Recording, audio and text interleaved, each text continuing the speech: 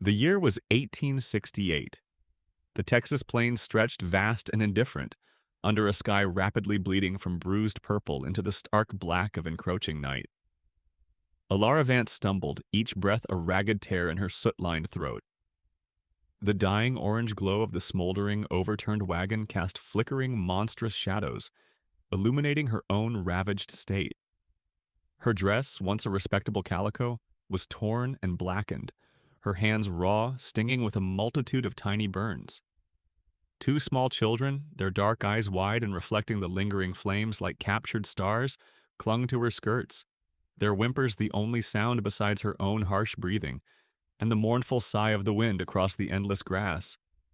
The acrid smell of burnt canvas and something sickeningly sweet charred supplies, perhaps, clawed at her nostrils, a pungent testament to the desperate, chaotic moments just past. Dear God, what have I done? The thought was a frantic bird trapped in the cage of her ribs. They're safe. But now? What now? Just weeks ago, such a scene would have been unimaginable. Her world then had been Samuel, his gentle hand in hers, his quiet voice sharing dreams of the school they would build in Oregon. He had been a scholar, not a pioneer, his spirit full of books and kindness, ill-suited to the brutal realities of the westward trail. Their aspirations had been modest, a life of purpose, a small home, the laughter of children learning their letters. The scent of sagebrush, then, had carried the perfume of promise. Now it only choked her with the memory of Samuel's shallow, rasping breaths as cholera consumed him, his life fading as quickly as a campfire in the rain. The wagon train, led by the hard-bitten Jedediah Thorne, had offered little solace. Each family was an island of its own hardship, their faces tight with fear and dwindling hope. After Samuel's death, Alara had become a loose thread in their fraying tapestry, a burden. When the axle of her small wagon, laden with the last precious remnants of her old life and Samuel's books, had snapped, Thorne's patience, already worn thin, had shattered completely. He'd offered cursory help, his eyes cold. "We can't be waiting on you, Miss Vance," he'd declared, his voice devoid of sympathy. "Supplies are low, we'll send someone back from the next way station." The lie had been as plain as the hostility in his gaze. She'd watched them go, a dwindling line of canvas tops disappearing over the relentless horizon, the dust of their departure settling like a shroud over her heart. Fear, sharp and coiling, had tightened in her belly then. She had been abandoned. Days had crawled by, marked by the sun's cruel arc and the coyote's mournful cry. Her meager provisions, the last of Samuel's careful rationing, dwindled to crumbs. The silence of the plains pressed in, vast and terrifying, amplifying the hollow ache of her grief and the gnawing hunger in her belly. Then, a flicker of hope. Smoke on the horizon. Not Thorne's party, she knew instinctively, but a smaller, independent wagon she recalled trailing them days before. Perhaps they would have pity, a little flour, some guidance. As she drew closer, stumbling with weakness, the smoke grew thicker, blacker, tinged with an angry orange. The wagon was angled crazily, one wheel spinning uselessly in the air.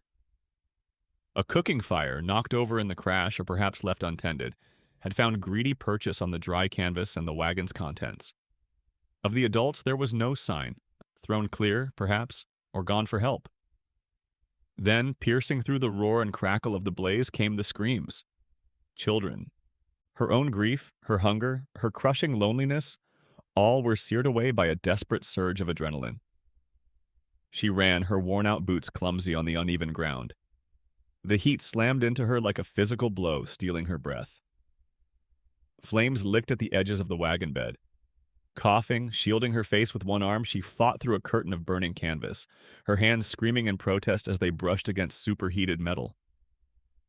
Inside, amidst the choking smoke and terror, were two small figures, a boy and a girl, their faces streaked with tears and soot, their eyes wide with primal fear. There was no thought, only action. She grabbed the boy first, his small body surprisingly heavy, and dragged him, coughing and sputtering, away from the inferno. Turning back for the girl, a section of the wagon roof collapsed in a shower of angry sparks, driving her to her knees. But the girl's terrified wail spurred her on. She crawled, found a small hand, and pulled. With a final desperate heave, she dragged the little girl clear, collapsing beside them both as the last of the wagon succumbed to the flames. Now, in the rapidly falling darkness, Alara lay panting, her body trembling with reaction. She tried to soothe the hysterical children. The boy, No Yuhno, he would later be called, coughed violently, while the girl, Tuki, simply stared, mute and traumatized. Alara's strength was a flickering candle flame, threatening to extinguish. Then a new sound reached her ears, a low rumble, distant at first, then growing with alarming speed. Hoofbeats, many of them. Against the blood-red smear of the sunset, a line of riders crested a nearby ridge. Warriors. Their imposing forms, adorned with feathers and carrying the grim silhouettes of lances, were stark against the dying light. They were heading directly for the burning wagon, directly for her and the children she had just saved. Comanches. The word, a whisper of pure terror in her mind, sent a fresh wave of icy dread through her exhausted body. Had she pulled these children from the fire only to deliver them, and herself, into a new, more terrifying abyss? Her shoulders, already slumped with weariness, sagged further under a fresh burden of despair. The riders approached with a terrifying fluid grace, their ponies kicking up clouds of dust that swirled like phantom dancers in the dying light. They fanned out, forming a grim semicircle around Alara and the trembling children, their painted faces set in hard lines, eyes narrowed as they absorbed the scene. The white woman, soot-stained and trembling, the two small Numunu children clinging to her, the still smoking ruin of what had clearly been a settler's wagon. The air grew heavy with their unspoken questions and the metallic scent of horses. One warrior dismounted, his movements imbued with an authority that set him instantly apart. He was taller than the others, his shoulders broad, his presence a palpable force that seemed to draw all light and shadow towards him.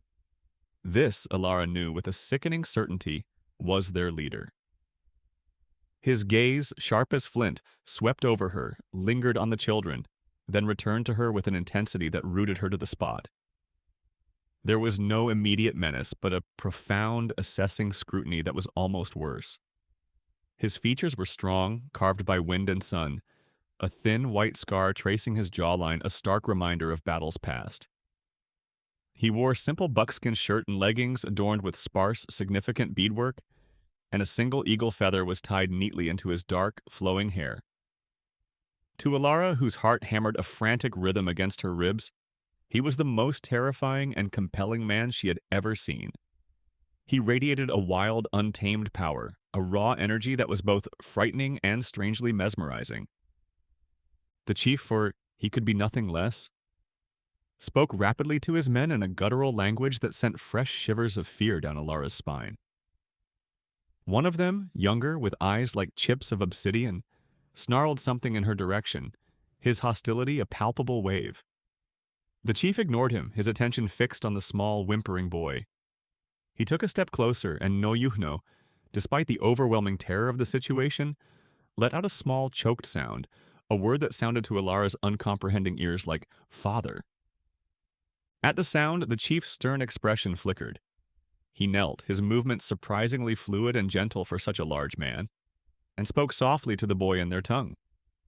Tuki, who had remained mute with shock, burrowed closer to Alara, her small hand gripping Alara's skirt, but her wide, dark eyes were fixed on the kneeling man.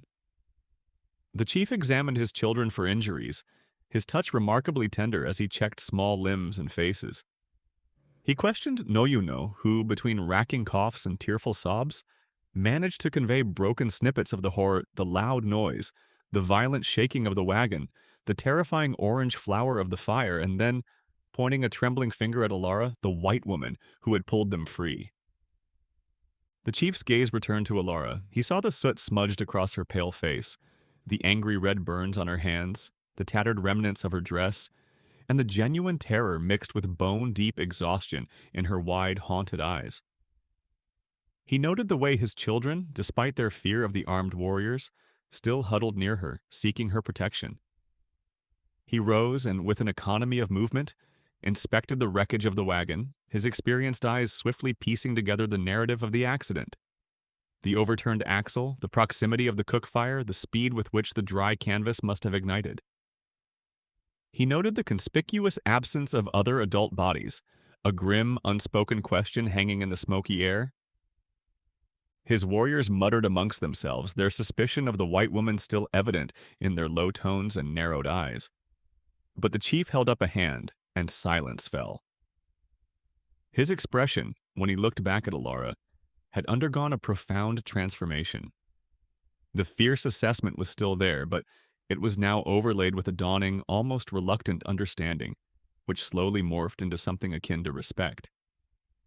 He, a man who understood courage in its rawest forms, recognized the extraordinary bravery it must have taken for this lone woman, clearly in desperate straits herself, to risk her life for his children, children of a people her kind usually feared, hunted, or hated.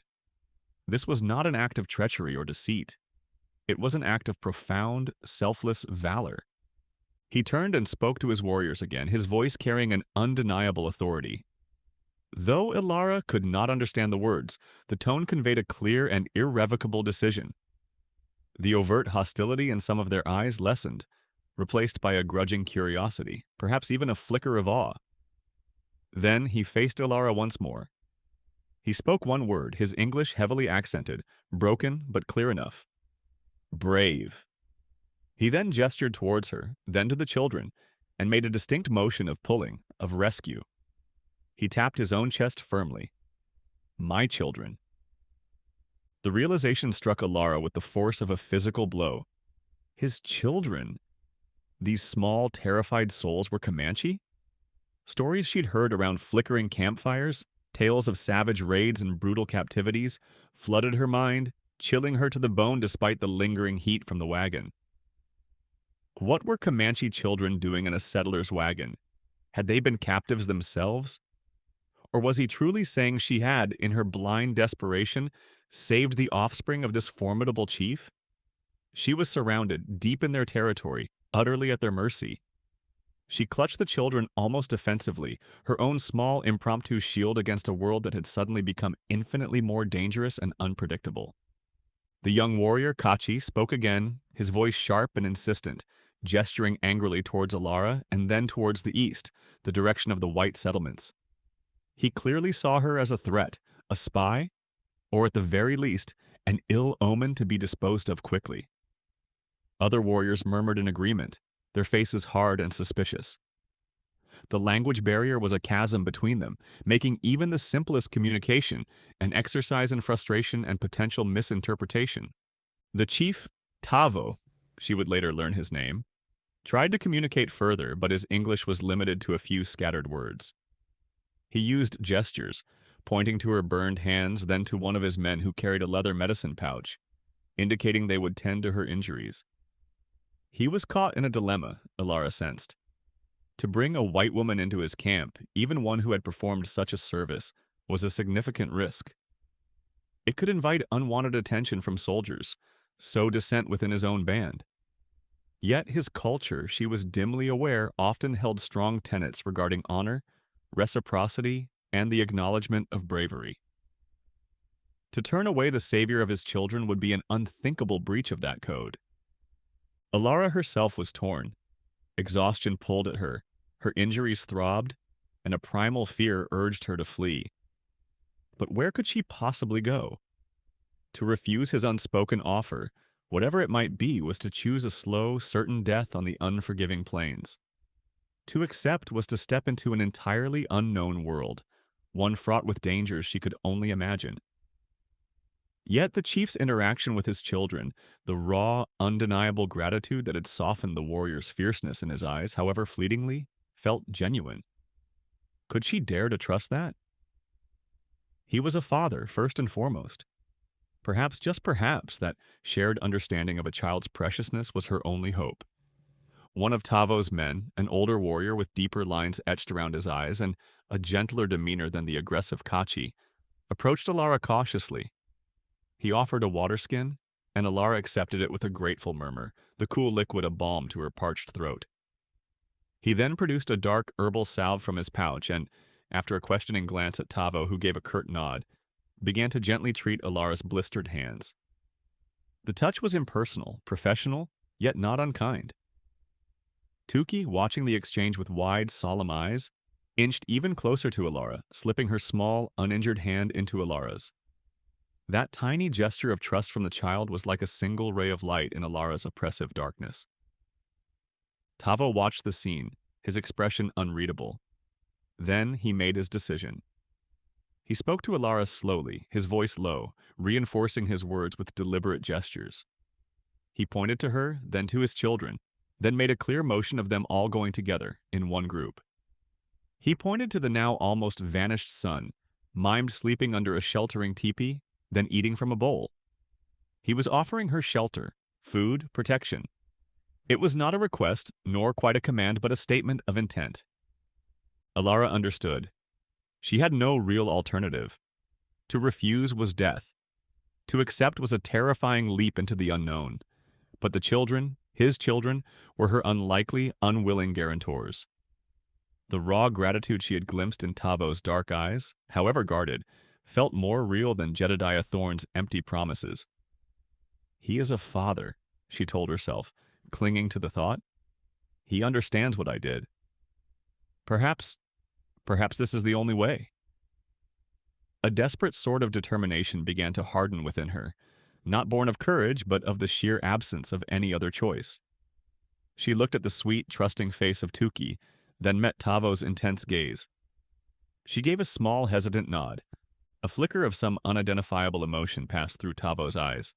Relief, perhaps, or a deeper affirmation of his judgment. He gave a curt nod in return. The warriors moved with swift efficiency. One of them brought forward a quiet, sturdy mare, offering the reins to Alara. Mounting was an agony. Her burned hands screamed in protest, and every muscle in her exhausted body ached. Tavo, with surprising ease, lifted Noyuhno onto his own powerful warhorse, settling the boy securely in front of him. Tukey was placed gently before the older, kind-eyed warrior who had tended Alara's burns. Within minutes, the Comanche party was moving, not back the way they had come, but deeper into the plains, away from any established trails, swallowed by the rapidly descending night. Alara rode amongst them, a solitary white figure in a sea of bronze-skinned warriors, their dark forms like specters under the vast, indifferent expanse of the star-dusted sky. Every rustle of the wind through the tall grass, every distant animal cry, every shadowed gully seemed to hold a new, unspoken threat, a fresh question. Where were they taking her? What awaited her in a Comanche camp? Would she ever see her own world, her own people again? The silence of her escorts was as profound as the darkness around them, offering no answers, only a crushing sense of uncertainty. Her fragile alliance, born of fire and a father's gratitude, felt as tenuous and fragile as a spider's thread in a gathering storm.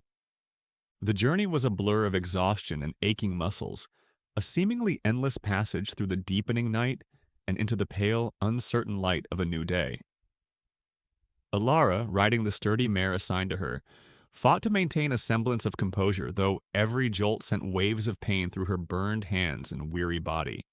The Comanche warriors moved with a silent, stoic efficiency, their communication a subtle language of hand signals and soft, guttural calls that blended with the whisper of the wind. Tavo rode near the head of the column, his broad back a constant, imposing presence. Occasionally he would glance back, his dark eyes lingering for a moment on Alara and his children, an unreadable expression on his face.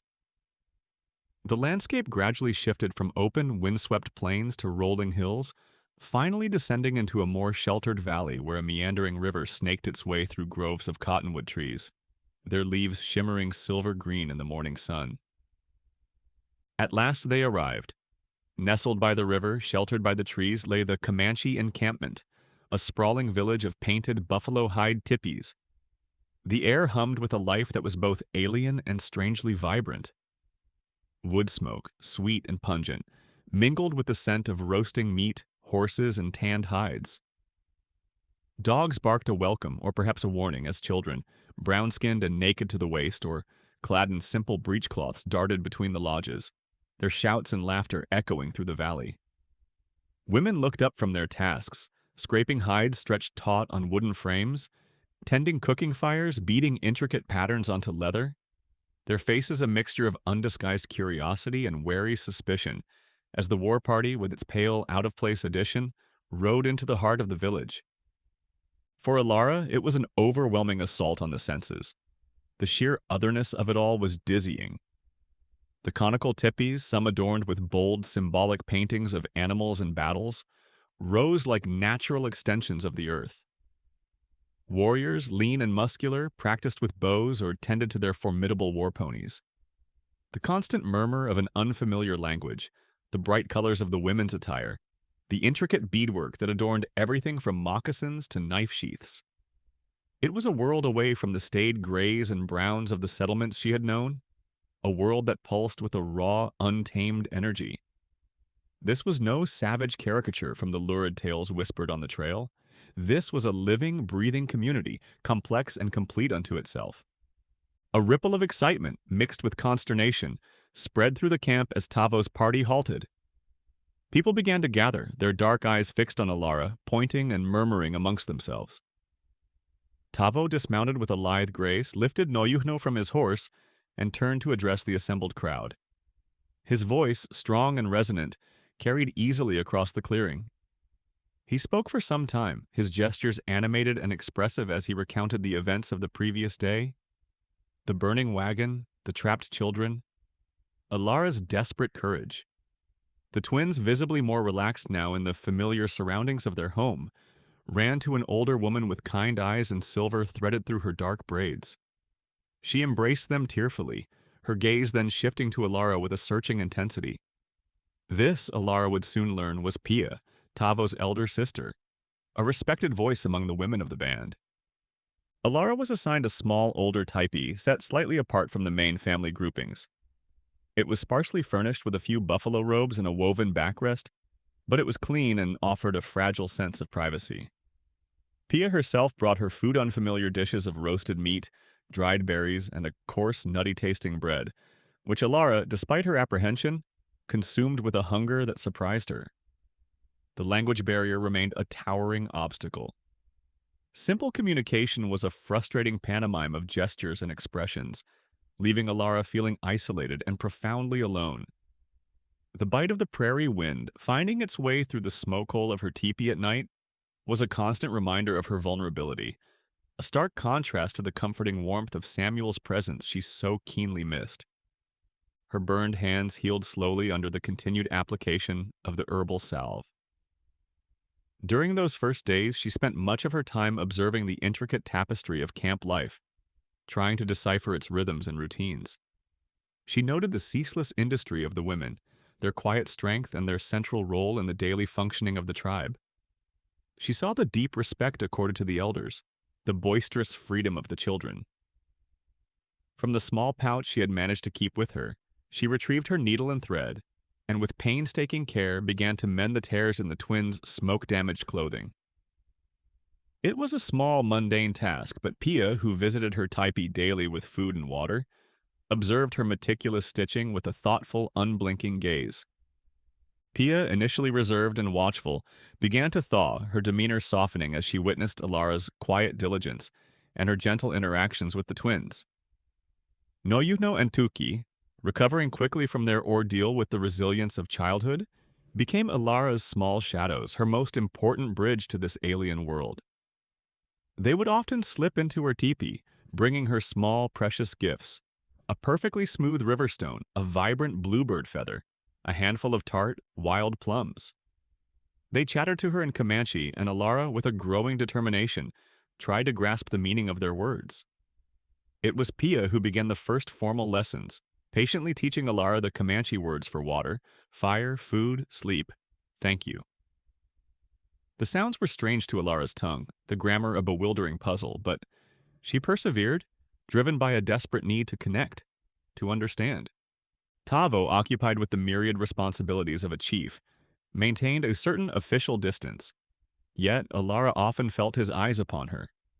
From across the camp, as he conferred with his warriors or listened to the petitions of his people, she would sometimes catch his gaze, a quick, assessing glance that seemed to miss nothing. He saw her efforts to learn, her quiet dignity in the face of hardship, her unwavering kindness to his children, and increasingly to his sister. He ensured through Pia that Alara was adequately provisioned, that no overt hostility was directed towards her from the more suspicious members of the band.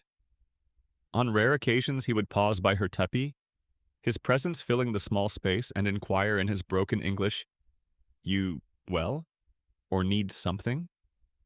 These brief interactions were freighted with unspoken complexities, a cautious curiosity that mirrored her own. As her strength returned, Alara felt an increasing need to contribute, to be more than just a passive recipient of the tribe's charity. She attempted to join the women in their daily tasks, gathering firewood, fetching water from the river, scraping the stubborn flesh from newly tanned hides. She was clumsy, her movements awkward and inefficient, compared to the practiced ease of the Comanche women. Her hands, soft from a life less rigorous, blistered and ached. Some of the younger women tittered at her ineptitude, and Kachi, the intense young warrior who still viewed her with undisguised suspicion, would often watch her struggles with a contemptuous curl of his lip. He saw her as weak, a burden, perhaps even a harbinger of ill fortune, a white woman living too comfortably in their midst. Then an opportunity arose to demonstrate skills more aligned with her own upbringing. A small boy, no older than Noyuno, fell from a tree, gashing his leg badly on a sharp rock. The camp's medicine man was away, tending to a sick elder in a neighboring band. Hearing the child's cries and the mother's distress, Alara instinctively pushed through the concerned onlookers. Drawing on the basic nursing knowledge her own mother had imparted, she calmly cleaned the wound with water she insisted be boiled, then stitched the ragged edges together with a fine needle and clean thread from her dwindling supplies, her movements precise and sure. She bandaged it neatly with strips of her own linen, her touch gentle but firm. While the Numanu possessed their own effective healing arts, her meticulous approach to wound care was noted, especially by the boy's grateful mother.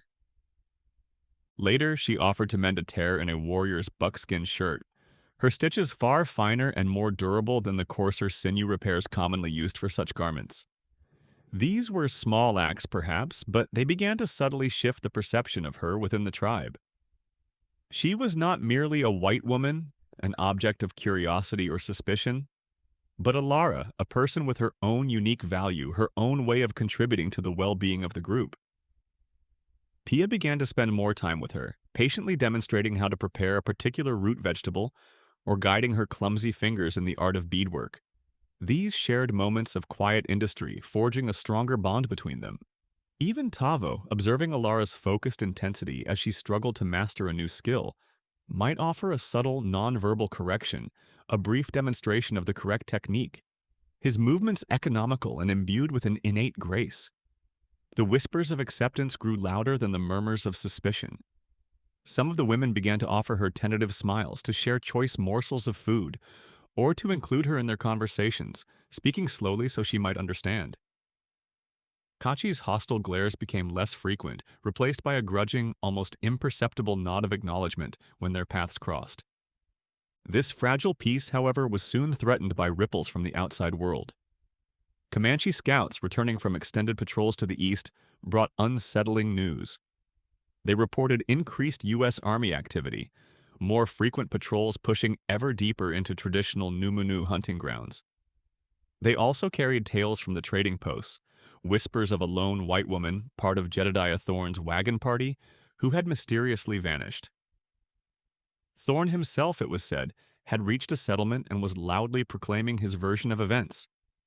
He painted Alara as unstable, perhaps driven mad by grief, suggesting she had foolishly wandered off into the wilderness, or worse, had been taken by savages, despite his valiant efforts to protect her. He conveniently omitted his deliberate abandonment, his callous disregard for her fate. His narrative, designed to deflect blame and perhaps even to lay claim to her few remaining possessions, was spreading. Alara, overhearing snippets of the scouts' reports, Pia translating the most pertinent parts, her face etched with concern, felt a cold dread seep into her bones. The thought of Jedediah Thorne, of his malice and deceit, filled her with a sickening anxiety. Would the army come looking for her? Would they believe Thorne's self-serving lies? The irony was bitter. The prospect of being rescued by the very society that had so readily discarded her, only to be judged and perhaps condemned based on Thorne's fabrications, was far more terrifying than her current existence among the Comanche. She also bore a heavy weight of guilt, fearing that her presence here, if discovered, could bring unimaginable trouble down upon Tavo and his people. Tavo, too, listened to the scout's reports with a grim countenance. He was acutely aware of the dangers. A white woman living in his camp, regardless of the circumstances, was a volatile spark in the powder keg of frontier tensions. The U.S. Army, he knew from bitter experience, often needed little pretext to launch an attack. He ordered increased vigilance, sent out more patrols to monitor the approaches to their valley. He considered the implications not only for Alara's safety but for the survival of his entire band. As if these external threats were not enough, a new hardship soon descended upon the camp. A sickness, swift and debilitating, began to spread through the teepees. It started with fevers and chills, then progressed to violent coughing and a debilitating weakness. Children and the elderly were the first to succumb, their already fragile bodies unable to withstand the onslaught. The tribe's medicine man, now returned, worked tirelessly, his chants and herbal remedies offering some comfort. But the illness, likely an influenza or a virulent lung fever carried unwittingly into their isolated valley, was relentless. Alara, remembering the horrors of the cholera that had claimed Samuel, and recalling the basic principles of hygiene her mother had stressed, threw herself into the desperate effort to nurse the sick. She insisted on boiling all drinking water, a practice met with some skepticism but eventually adopted as the illness spread. She helped Pia and the other women prepare nourishing broths, easy for the feverish to swallow. She moved from teepee to tipi, bathing hot foreheads with cool water, changing soiled bedding, her calm presence a small beacon of hope in the growing atmosphere of fear and despair. The scent of medicinal herbs, the constant sound of coughing, the worried murmurs of families huddled around their sick. These became the fabric of her days and nights. Tavo, his face a mask of stoic concern, carried the heavy burden of his people's suffering. He organized special hunting parties to ensure a supply of fresh meat for the weakened, consulted endlessly with the medicine man, and moved through the camp offering words of encouragement, his leadership a vital anchor in the storm of sickness. He saw Alara, pale with exhaustion but resolute, working tirelessly alongside Pia and the other women. He saw her compassion, her gentle hands, her refusal to succumb to despair. He saw her courage, not the flash of bravery that had saved his children from the fire, but a deeper, more enduring fortitude. They found themselves working in closer proximity, united by the shared crisis. She might approach him with a quiet suggestion, the need to isolate the sickest individuals to prevent further spread, or a particular herb she recognized from her own mother's remedies that might soothe a persistent cough. He listened attentively, his dark eyes considering her words with a new level of respect. He was beginning to see beyond the color of her skin, beyond her different customs, to the strength and integrity of her character. One evening, the crisis reached its peak in Tavo's own tepi. Little Toki, who had seemed to be recovering, relapsed, her small body racked by a terrifying fever. Alara, summoned by a frantic Pia, found the child burning hot, her breaths shallow and rapid. Tavo knelt beside his daughter's sleeping robes, his usual composure stripped away, his face etched with a raw, paternal fear that mirrored Alara's own dread. For hours, Alara and Pia worked together, bathing Tuki with cool water, forcing sips of willow bark tea between her parched lips. Tavo remained, a silent, tormented sentinel. At one point, as Alara gently adjusted the damp cloth on Toki's forehead, her hand brushed against Tavo's as he reached to smooth his daughter's hair. Their eyes met over the child's flushed face, a shared moment of fear, of helplessness, of desperate hope. In that instant, they were not chief and outsider, Comanche and white woman, but simply two people fighting for the life of a beloved child. He placed his hand briefly, almost unconsciously, on Alara's shoulder, a silent acknowledgement of her tireless efforts, a gesture of shared humanity that resonated deeper than any words. The unexpected touch sent a flicker of warmth, a fragile sense of connection through Alara's weary soul. Slowly, painstakingly, the sickness began to recede. Tuki's fever broke, and though she was weak, the light of awareness returned to her eyes. One by one, others in the camp began to rally. The immediate crisis passed, leaving behind a community shaken but not broken, and a subtle but profound shift in Alara's standing among them. The respect she had earned was no longer grudging, it was freely given. Even Kachi, whose own younger sister Alara had helped nurse back to health, now greeted her with a quiet deference. But just as a fragile sense of normalcy, of hard-won peace began to settle over the valley, the distant threat materialized with terrifying speed. Scouts, riding their horses into lathered exhaustion, galloped into camp, their faces grim. They brought urgent news. A detachment of U.S. cavalry, at least 24 strong, was heading directly towards their valley. And leading them, acting as their guide, was a white man whose description matched that of Jedediah Thorne. A cold dread, sharper than any physical pain, lanced through Alara. Thorne, here. Not just spreading lies from a distance, but actively leading soldiers to their doorstep. He was coming for her, for revenge, for an end to the humiliation he had suffered. Mixed with the fear, however, was a new, unfamiliar sensation. A steely resolve forged in the fires of loss and tempered by the quiet strength she had discovered within herself and witnessed in the people around her. She would not be a helpless victim again. Tavo listened to the scout's report, his face hardening into a mask of implacable resolve. This was the confrontation he had feared, the one he had hoped to avoid. He had to protect his people, their homes, their way of life. And now, with a certainty that resonated deep in his core, he knew he also had to protect Alara, the woman who had become so much more than just an honored guest. The question hung heavy in the smoky air of the council lodge, a silent drumbeat of impending doom. Would this be a parley, a battle, or her capture, leading to the destruction of all they held dear? The valley, once a sanctuary, now hummed with a taut, nervous energy. Under Tavo's calm but firm direction, the Comanche camp prepared not for overt battle, but for a tense, uncertain parley. Warriors, their faces grim, checked their weapons, their movements economical and purposeful. Women secured the children and elderly in the most sheltered teepees, their murmurs a low counterpoint to the sharp commands of the war leaders.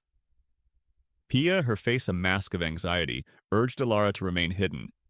"It is not your fight, Tuki's friend," she whispered, her hand gripping Alara's arm. "Let Tavo speak, he is wise." Alara, however, felt a cold knot of dread tightening in her stomach. This was her fight, in a way. Jedediah Thorne was there because of her, his venom directed at her as much as at the Numunu. To hide felt like an act of cowardice, a betrayal of the courage Tavo and his people had shown her. Soon the distant glint of metal and the rhythmic thud of shod hooves announced the arrival of the cavalry.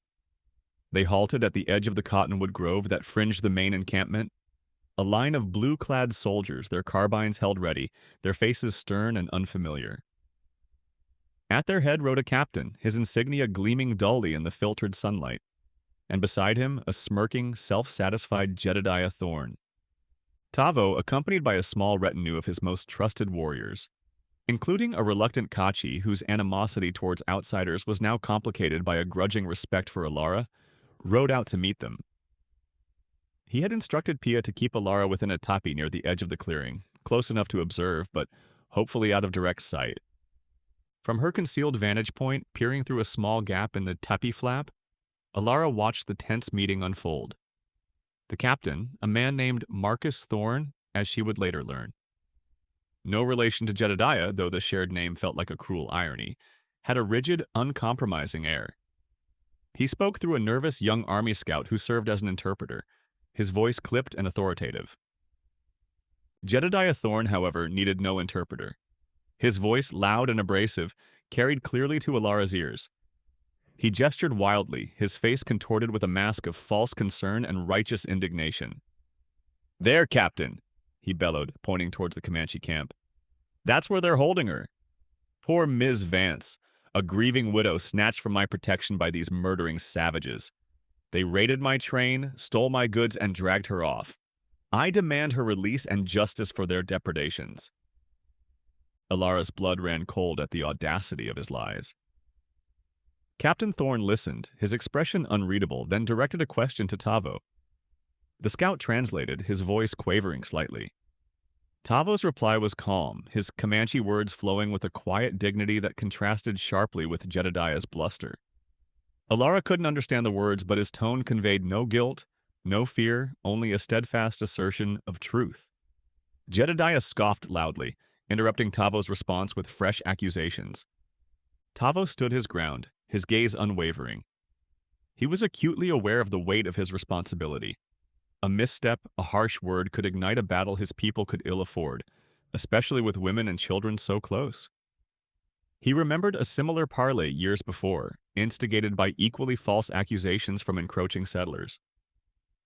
That day had ended in bloodshed, the loss of several warriors, including his own younger brother, a wound that time had scarred but never fully healed.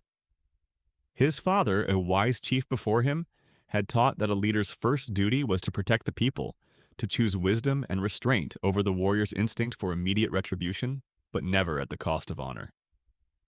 The world was changing, the buffalo vanishing, the white man's hunger for land insatiable. Leading his people through these treacherous currents was a burden that settled heavily on his shoulders. To surrender Ilara to a man he knew to be false, a man who had clearly abused her, felt like a betrayal of the courage she had shown, a betrayal of the debt of honor he owed her for saving his children. Yet to refuse the army's demand, backed by rifles and a captain who seemed inclined to believe Jedediah's inflammatory tale, courted disaster. Listening to Jedediah's venomous fabrications, watching the impossible pressure mount on Tavo, Alara felt a surge of indignation so powerful it momentarily eclipsed her fear. She could not stay hidden. She could not let these lies stand. Her hand went to the simple locket at her throat, Samuel's last gift, its cool metal a small point of certainty in a world turned upside down. Determination, as sharp and clear as a shard of ice, pierced through her anxiety. Ignoring Pia's frantic, whispered pleas to remain concealed, Alara straightened her shoulders, took a deep breath, and stepped out of the teepee. She walked calmly, deliberately, across the open space towards the tense gathering of armed men. A hush fell over the assembled soldiers. Jedediah Thorne's jaw dropped, his tirade cut short, his face momentarily slack with astonishment before contorting into a mask of fury. Captain Thorne stared, his eyes widening in surprise. Tavo's expression was a complex mixture of profound concern and a flicker of something that might have been pride. Alara halted a respectful distance from the captain, her gaze steady, her heart pounding a frantic rhythm against her ribs. "Captain Thorne," she said, her voice surprisingly clear and carrying in the sudden silence, "my name is Alara Vance. I am not a captive." She recounted her story, her words simple, direct, and imbued with the undeniable ring of truth. She spoke of Samuel's death, the callous indifference of the wagon party, and Jedediah Thorne's calculated abandonment of her after her wagon axle broke. "Mr. Thorne there," she said, her gaze unwavering as she met Jedediah's murderous glare, "left me on the prairie to die." He offered no meaningful assistance, only empty promises to send help that he never intended to dispatch. She then described finding the burning wagon, her voice softening as she spoke of the children.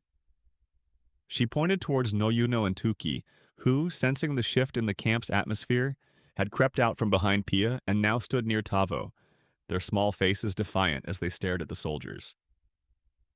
"Those are Chief Tavo's children, Captain. I pulled them from that fire. Their own parents from that wagon. I do not know what befell them, but I can assure you it was not this band of Numanu who harmed them, nor did they attack Mr. Thorne's wagon train." Finally, she spoke of her treatment by Tavo and his people. "I was alone, Captain, injured, grieving, and facing starvation. These people," she gestured towards the Comanche warriors, "gave me shelter. They tended my burns. They shared their food. Chief Tavo has shown me nothing but honor and respect, in gratitude for an act of desperation that saved his children. It is Mr. Jedediah Thorne, sir, who is the liar here." Jedediah exploded in a torrent of denial. "She's lost her mind, Captain, touched by grief. Or worse, she's been brainwashed by these savages turned against her own kind. Don't listen to her lies."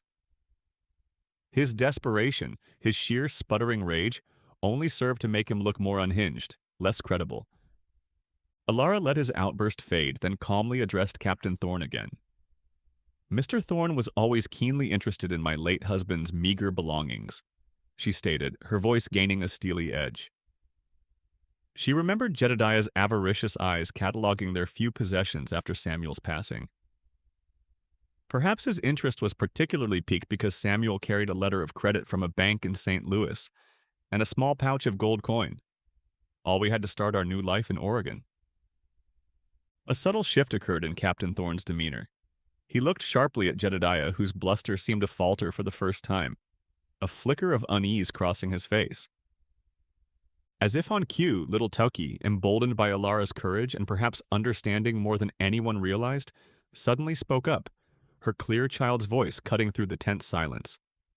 She pointed a small, accusing finger at Jedediah Thorne and then, in a rapid stream of Comanche, accompanied by vivid pantomime, depicted a man furtively rifling through bags and looking over his shoulder. Pia, stepping forward, translated, her voice trembling slightly but firm. She says, Toki and Noyuno saw that man, Pia indicated Jedediah, near their family's wagon before the fire. Their mother and father were away, searching for a lost calf. He was looking through their things. He ran when he saw them watching. This new piece of information, delivered with the undeniable innocence of a child, landed with the force of a bombshell. It cast Jedediah Thorne in an even more sinister light, suggesting not only that he had abandoned Alara, possibly for her money, but that he might also have been responsible, directly or indirectly, for the plight of the family whose wagon had burned, perhaps by looting it and inadvertently starting the fire, or by disturbing something that led to the accident. The confrontation was no longer simply about a captive white woman. It was about Jedediah Thorne's character, his greed, his cruelty, and his blatant attempt to manipulate the United States Army for his own despicable ends. Captain Thorne, a career soldier who valued discipline and integrity, looked at Jedediah with open contempt. He might have been prejudiced against the Comanche, but he recognized a scoundrel when he saw one. "Mrs. Vance," Captain Thorne said, his voice now holding a measure of respect, "are you stating that you are here in this camp of your own free will?" Alara met his gaze directly. "Yes, Captain, I am. And you do not wish to leave with us to return to your own people?" Alara's gaze flickered to Tavo. A deep, unspoken understanding passed between them, a silent acknowledgement of the path they had traveled, the dangers they had faced, and the uncertain future that lay ahead. She saw the fierce pride in his eyes and the unspoken question. She turned back to the captain, her voice quiet but firm. "No, Captain. My own people, as represented by Mr. Thorne, abandoned me.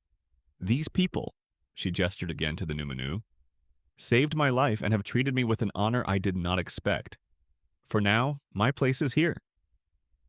Captain Thorne was visibly taken aback by her resolute declaration. He was a man of rules and regulations, and this situation fit none of them. He made a curt decision. "Very well, Mrs. Vance." He turned his steely gaze upon Jedediah Thorne. "As for you, Thorne," he snapped, his voice like whip crack, "your claims against these people appear to be unfounded. In fact, Mrs. Vance's accusations against you warrant immediate and thorough investigation. You will be returning with us under guard." Jedediah Thorne's face turned a mottled shade of purple. He opened his mouth to protest, to threaten, but two soldiers, acting on their captain's sharp command, seized his arms and bound his hands. His eyes, burning with impotent rage and venomous hatred, fixed on Alara. "You'll pay for this, you Injun-loving traitor," he spat before being forcibly led away. The immediate threat of battle had passed. Captain Thorne, after a brief, formal exchange with Tavo through the interpreter, an exchange that held a new, grudging measure of respect on the captain's part, gave the order for his troop to withdraw, taking their prisoner with them. As the last of the blue-clad soldiers disappeared into the trees, a wave of relief washed over the Comanche camp.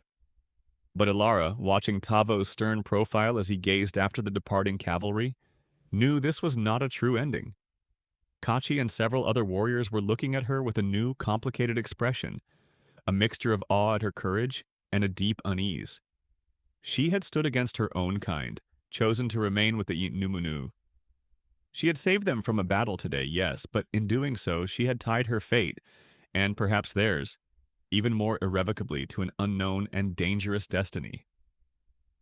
The taste of victory was strangely diluted by the metallic tang of future uncertainty, a sense that the ripples from this day's confrontation would spread far and wide across the vast, unforgiving plains. Okay, here is section 5 of She Saved Twins from Burning Wagon. Their father, a Comanche chief, arrived to honor her courage. A collective exhalation, almost a sigh, seemed to pass through the Comanche camp as the last of Captain Thorne's cavalry disappeared beyond the cottonwood trees. The immediate, heart-stopping tension of potential battle eased, replaced by a flurry of excited chatter and relieved embraces. Children, released from their enforced confinement, spilled out of teepees, their youthful energy quickly dispelling the lingering shadows of fear. Alara found herself the subject of intense scrutiny, but it was no longer the wary, suspicious observation of her early days. Now the dark eyes that met hers held a mixture of awe, gratitude, and profound respect. Her courage in confronting Jedediah Thorne and speaking truth to the formidable power of the blue-coated soldiers had resonated deeply within the warrior ethos of the Numanu. She was no longer merely the white woman Tavo saved, or even Tuki's friend. In their eyes, she had become the brave woman who spoke for us, a woman who had risked her own safety to protect their community. Pia, her face beaming, embraced Alara with a fierce warmth, tears glistening in her kind eyes. "You have the heart of a Numunu warrior, Alara," she declared, her voice thick with emotion, bestowing upon her one of the highest compliments her people could offer. Tavo watched Alara as she accepted the quiet congratulations and heartfelt thanks of his people. The admiration he had felt for her bravery had deepened into something far more profound, an emotion that stirred a protective tenderness in his chest he hadn't anticipated. She had not only saved his children from the fire, but her quick wit and unwavering courage had also saved his people from a potentially devastating conflict, deflecting the soldiers' suspicion with the undeniable power of her honesty. He felt an undeniable elemental bond with her, a connection that transcended the vast chasms of culture and circumstance. His protective instincts, once a matter of honor and duty, were now intensely personal. Yet, even amidst the relief, some of the wiser elders, their faces etched with the wisdom of many hard seasons, exchanged quiet, concerned glances. While Jedediah Thorne was gone for now, the army was fully aware of Alara's presence, and of her deliberate choice to remain. Such an anomaly, they knew, could attract further unwanted attention, further complications in their increasingly precarious existence. The world outside their secluded valley was pressing in, and Alara's decision, however courageous, had undeniably altered the tribe's delicate dance with the encroaching white man's world. In the days and weeks that followed, the atmosphere between Alara and Tavo subtly shifted. The formal distance he had maintained out of necessity and custom lessened, replaced by an easy, comfortable intimacy born of shared crisis and profound mutual respect. They found more moments to talk, Alara's command of the Numunu language growing daily under Pia's patient tutelage, while Tavo, in turn, practiced his somewhat hesitant English. They spoke of their pasts, elliptical and poignant sharings of loss and hardship. Alara learned more of Tavo's burdens, the immense responsibility of leading his people in a time of unprecedented upheaval, the traditions he fought to uphold against the relentless tide of change, his deep, abiding love for his children, and his fears for their future in a world that seemed determined to erase the Numunu way of life. She saw the profound kindness beneath his often stern, chiefly exterior, the quiet wisdom that guided his decisions. Tavo, in turn, learned more of Alara, of her shattered dreams with Samuel, of her education and the gentle civility of the life she had lost, of the quiet resilience that had allowed her to endure unimaginable sorrow and adapt to a world so utterly alien to her own. He saw her strength not as hardness, but as a deep, unyielding well of courage and compassion. He admired her quick mind, her adaptability, and the genuine, heartfelt effort she made to understand and respect the customs of his people. Their connection deepened through small, shared moments.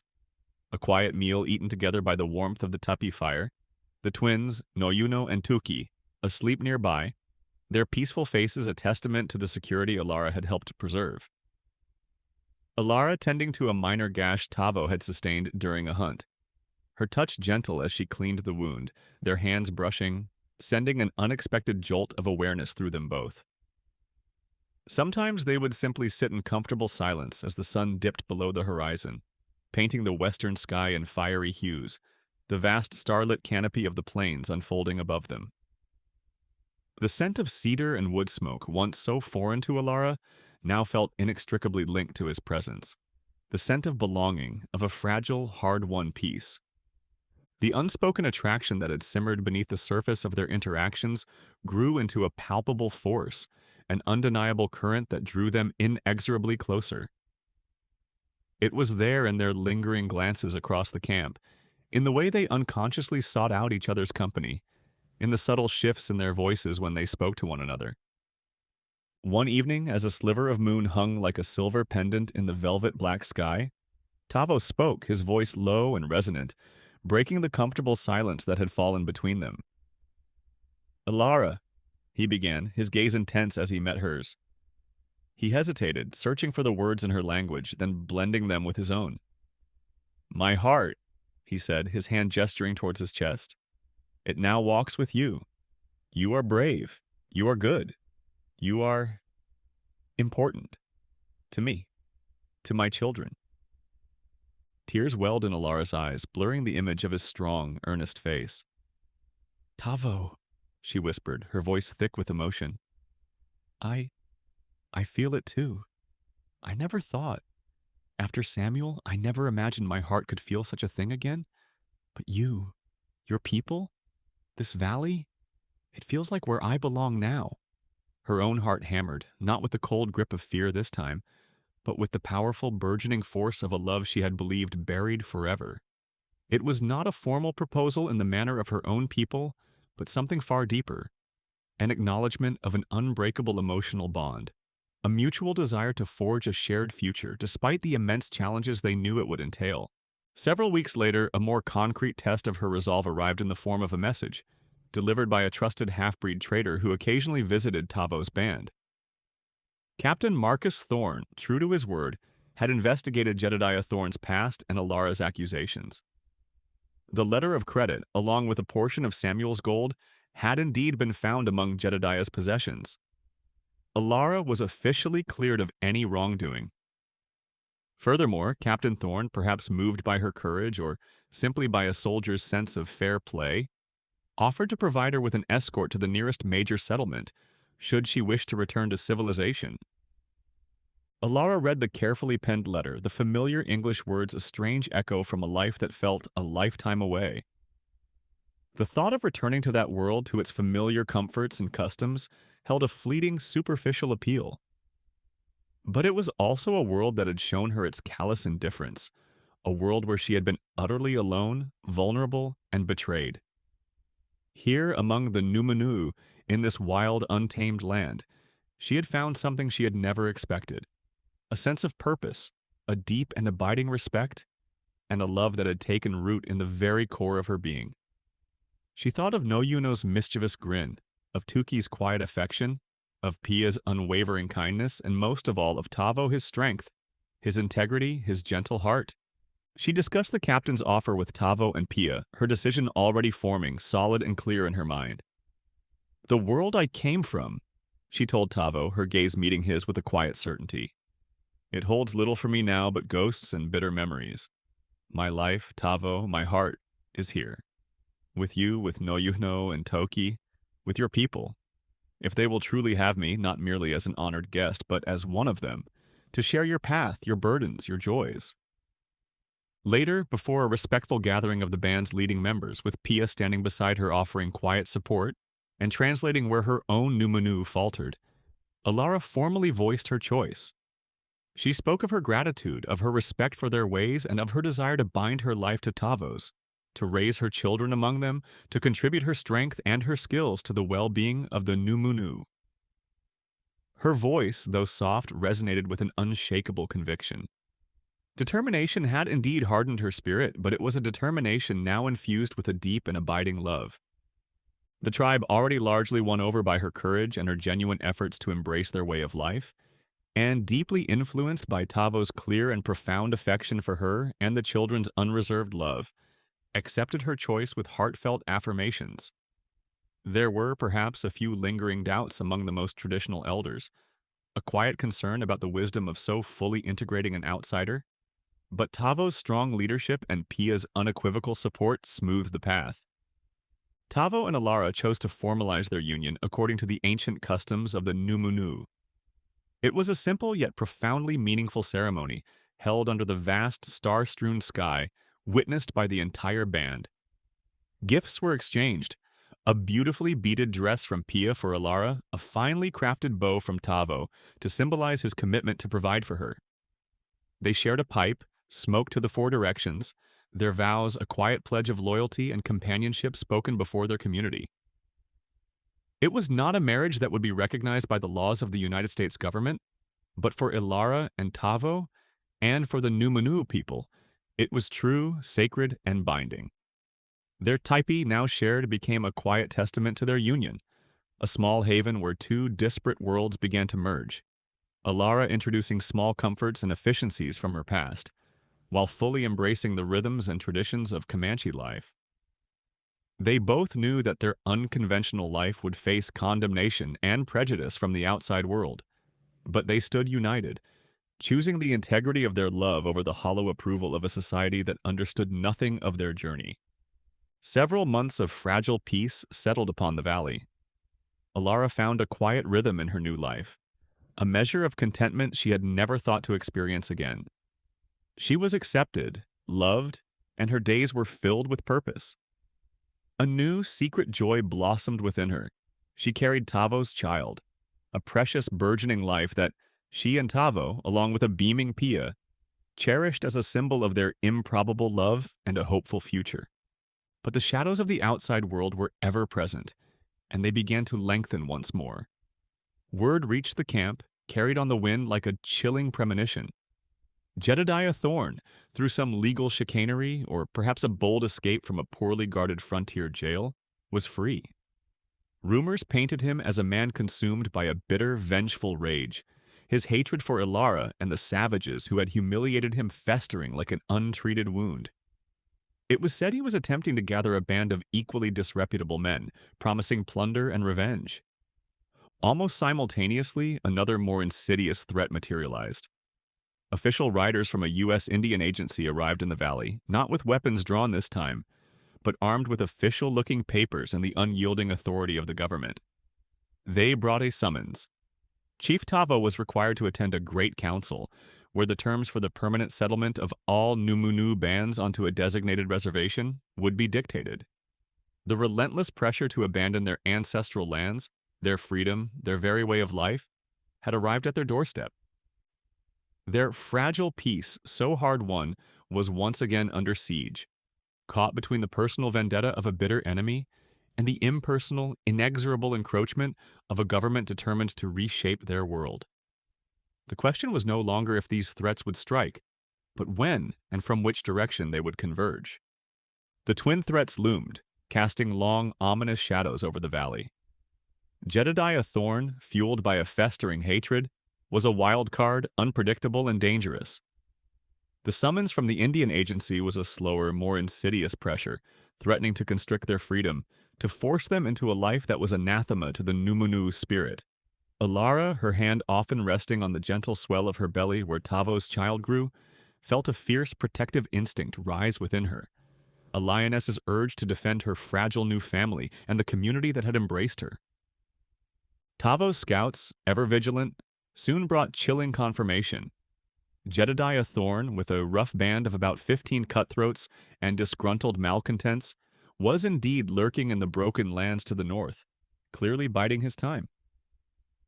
Alara, listening to the reports in council, her mind racing, voiced a dreadful suspicion. "He knows you must go to this council, Tavo," she said, her gaze meeting his. "He will expect the camp to be less defended. He will strike when you are away." It was a grim but logical assessment. A plan began to form, born of desperation and a steely resolve.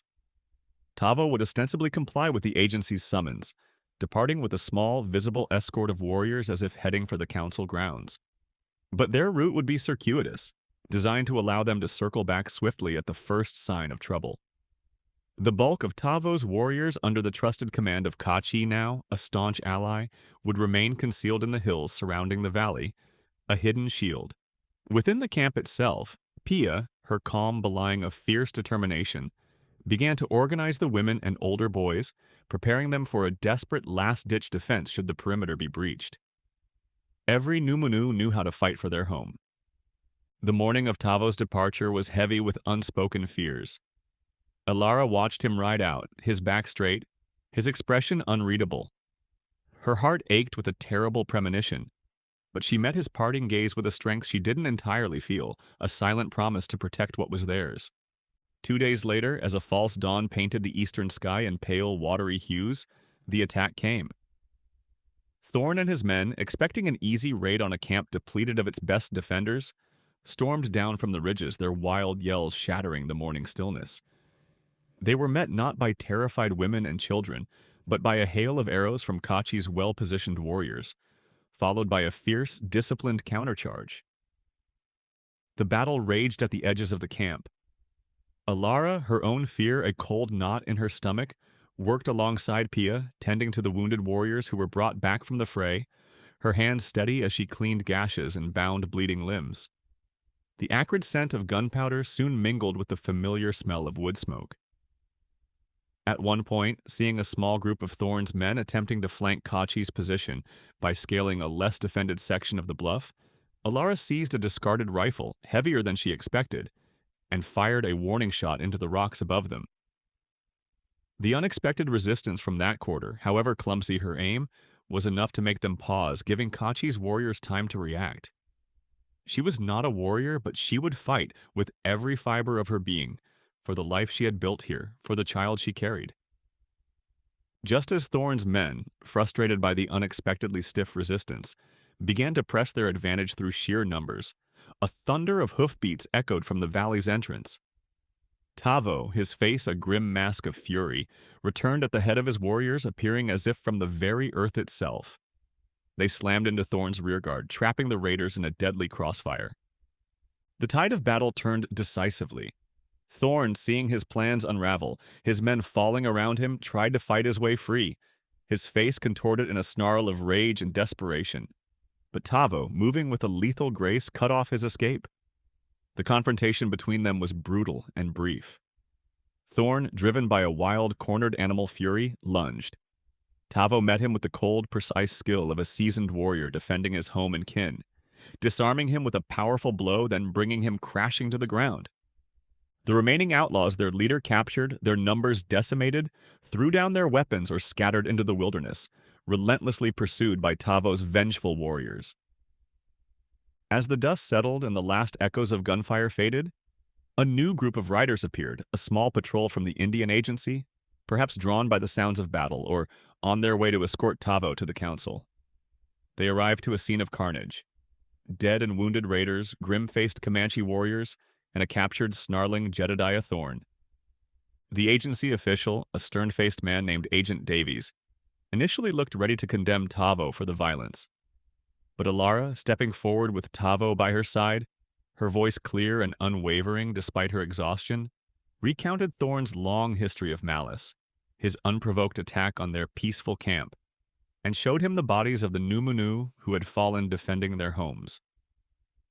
Tavo, with quiet dignity, stated that his people wished only to live in peace but would always defend their families. Faced with the undeniable evidence of Thorn's treachery, and perhaps influenced by Captain Thorn's earlier reports, Agent Davies's demeanor softened slightly. Jedediah Thorn, bound and defeated, was handed over to the agency officials. His reign of terror was finally over. Frontier justice, swift and uncompromising, would be his fate.